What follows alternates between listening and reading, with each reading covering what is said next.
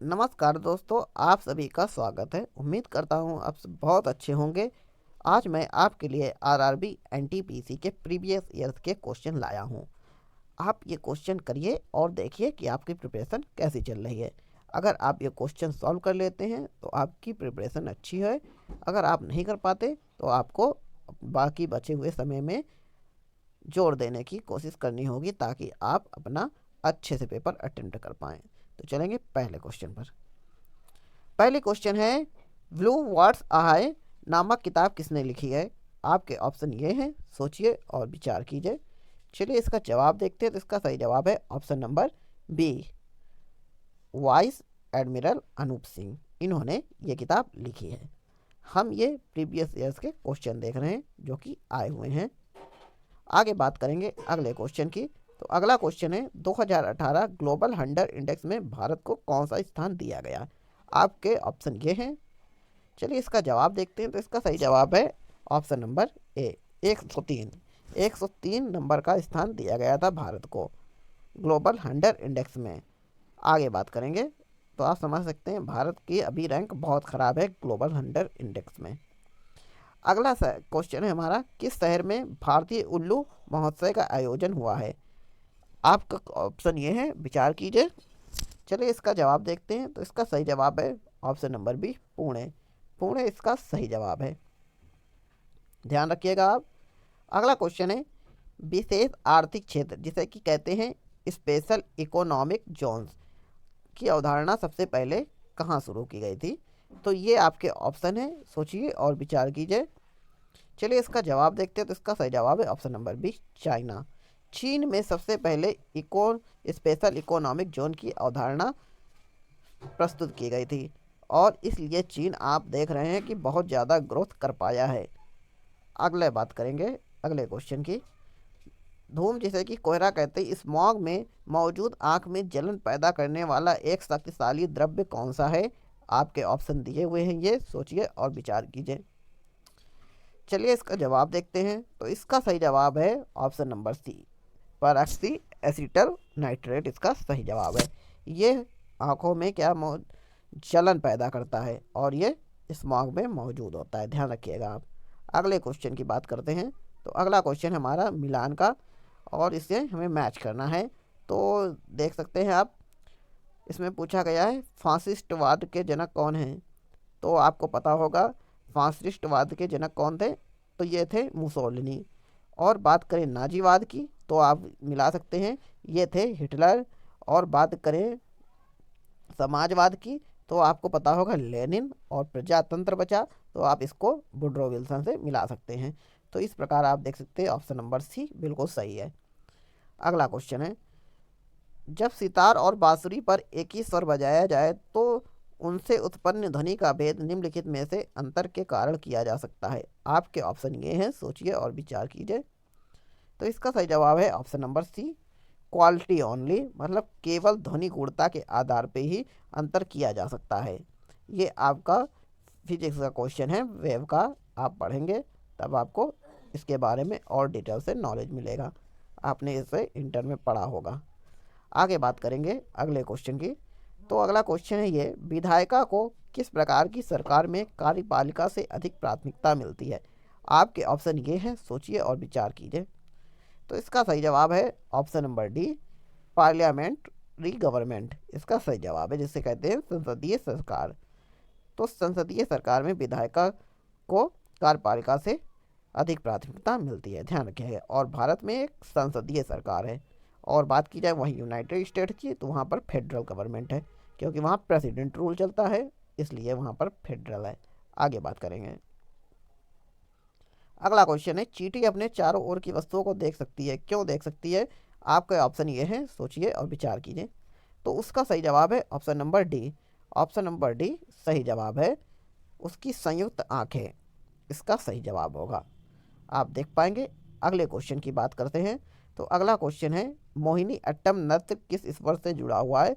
आपके ऑप्शन ये दिए गए हैं, सोचिए और विचार कीजिए। तो इसका सही जवाब है ऑप्शन नंबर बी, विष्णु। आप जानते होंगे कि भगवान विष्णु ने मोहिनी स्वरूप धारण किया था, जिसकी वजह से ये मोहिनी अट्टम नृत्य उनसे जोड़ के उन्हीं से जुड़ा हुआ है और इसे ही किया जाता है। तो ये भगवान विष्णु से रिलेटेड है, आप ध्यान रखेंगे मोहिनी अट्टम। आगे बात करेंगे। अगला क्वेश्चन है, मानव शरीर में श्वसन कार्य का केंद्रीय नियंत्रण कहाँ से होता है? आपके ऑप्शन ये हैं, सोचिए और विचार कीजिए। चलिए इसका सही जवाब देखते हैं। तो इसका सही जवाब है option number C, medulla oblongata. Medulla oblongata है जो वो स्वतंत्र कार्य का नियंत्रण करता है। तो आपने देख लिया, इसका सही जवाब मेडुला ऑब्लांगेटा है। अगला क्वेश्चन है हमारा, किसी वस्तु का भार न्यूनतम होगा जब उसे रखा जाएगा। तो आपके ऑप्शन ये हैं। चलिए इसके सही जवाब की बात करेंगे। तो इसका सही जवाब है, कहाँ रखा जाएगा इसका? तो इसका सही जवाब है option number D, centre of earth. Centre और अर्थ पे जब रखा जाएगा किसी वस्तु को तो उसका भार न्यूनतम होगा, क्योंकि इस समय उसका भार क्या हो जाएगा? 0 हो जाएगा। आपने पढ़ा होगा न्यूटन के ग्रेविटेशनल लॉ। तो ये उसी चैप्टर से पूछा गया क्वेश्चन है। आगे बात कर देंगे अगले क्वेश्चन की। तो ये अगला क्वेश्चन, किस प्रधानमंत्री की जीवनी का शीर्षक मैटर्स ऑफ डिस्क्रिएशन एंड ऑटोबायोग्राफी है? तो ये इसका जवाब आपका क्या होगा, सोचिए। तो इसका सही जवाब है ऑप्शन नंबर डी, आई के गुजराल। आई के गुजराल इसका सही जवाब है। अगले क्वेश्चन की बात करें तो अगला क्वेश्चन है, मधुमेह के रोगियों को मधुर कारक के रूप में दिया जाने वाला उत्पाद जो कि एस्पार्टम है या किस वर्ग से संबंधित है? आपके ये ऑप्शन है, सोचिए और विचार कीजिए। तो इसका सही जवाब है option number B, peptide. Peptide इसका सही जवाब है, आप देख पाएंगे, पेप्टाइड इसका सही जवाब है। अगले की बात करेंगे।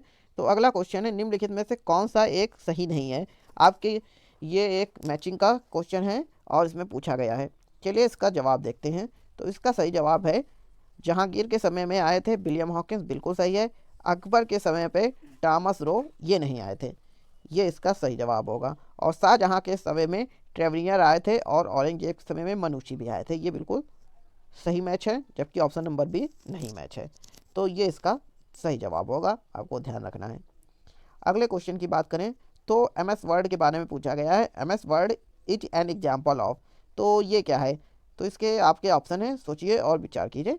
तो इसका सही जवाब होगा option number B, application software. Application software MS word है, एक माइक्रोसॉफ्ट का एक प्रोग्राम।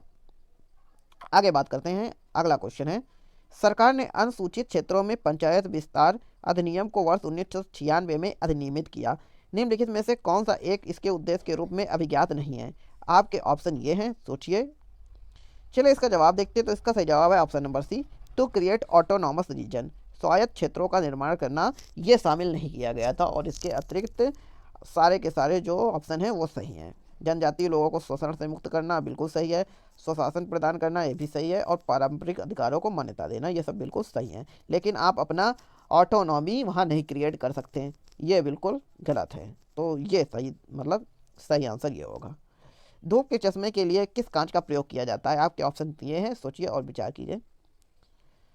चलिए इसका जवाब देखते हैं। तो इसका सही जवाब है option number C, Crookes glass. Crookes glass का उपयोग बनाने में किया जाता है धूप के चश्मे, क्योंकि ये काफ़ी अच्छे होते हैं धूप के चश्मे बनाने के लिए, जिसकी वजह से इनका उपयोग किया जाता है। अगला क्वेश्चन, यूनिक्स की भाषा है। चलिए इसका ऑप्शन देखते हैं कौन सा सही है। तो इसका ऑप्शन सही है सी नंबर ऑप्शन इसका सही जवाब है। अगला क्वेश्चन है, एशिया की विशाल नदी मेगांग निम्नलिखित में से किस में से नहीं बहती, किस देश में नहीं बहती है? ये आपका सही ऑप्शन छांटना है, सोचिए और विचार कीजिए। तो मेकांग नदी आप जानते हैं कि चीन में बहती है, कंबोडिया में, लाओस में, लेकिन मलेशिया में ये नहीं बहती है।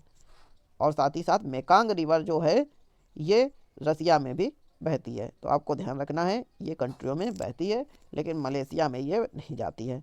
अगला क्वेश्चन है, अंतरिक्ष एवं संबंधित विज्ञानों में अनुसंधान के प्रमुख राष्ट्रीय केंद्र जिसे भौतिक अनुसंधान प्रयोगशाला कहते हैं कहाँ स्थित है? तो इसका जवाब सोचिए। इसका सही जवाब है option number A, Ahmedabad. Ahmedabad इसका सही जवाब है, ध्यान रखिएगा। तो आज के लिए इतने ही क्वेश्चन। अगर आपको ये क्वेश्चन अच्छे लगे हैं तो आप चैनल को ज़्यादा से ज़्यादा लाइक और सब्सक्राइब करना बिल्कुल ना भूलें, और साथ ही साथ बेल आइकन पर जरूर क्लिक करें। मिलेंगे नेक्स्ट वीडियो में ऐसे ही प्रीवियस ईयर्स के क्वेश्चन के साथ, जो कि NTPC और ग्रुप डी में आए हुए हैं। Thanks for watching.